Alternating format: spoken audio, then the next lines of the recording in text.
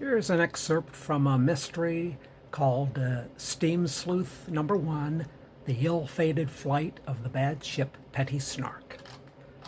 The airship Petty Snark soared above the slums and spires of the great city of Bombay, heading out to sea. The four steam engines snorted and growled. The exhaust pipes belched and sputtered.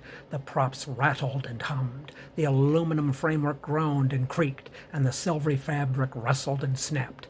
Music to the ears of Captain Dermot Quigg, who sat in his big chair, gripping the armrests with meaty hands, a grin broaching his broad, craggy face.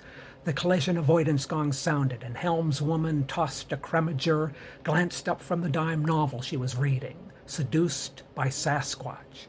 A Behemothian that means big, passenger liner was crossing their bow, and she recognized it instantly as the Lindbergh, one of the oldest and largest dirigibles in the world, filled with highly volatile helium and equipped with 8 double-boiler engines capable of producing 1,200 chugs per minute.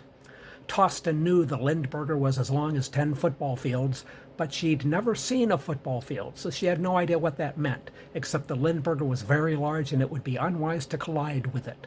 And so, calculating speed and distance with the agility of a tabbage machine, she quickly deduced that the Lindbergh's stern would clear the Petty Snark's nose by about 1 yard, give or take a few inches.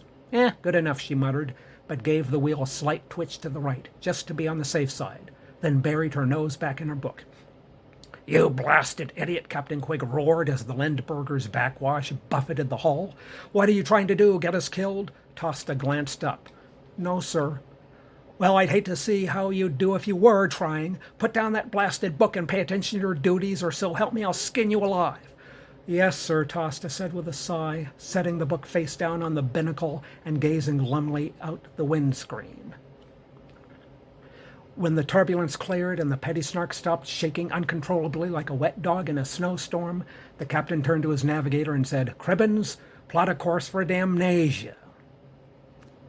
And if you liked that excerpt and want to hear more, let me know. That's from The Ill-Fated Flight of the Bad Ship Petty Snark, which is Steam Sleuth number 1.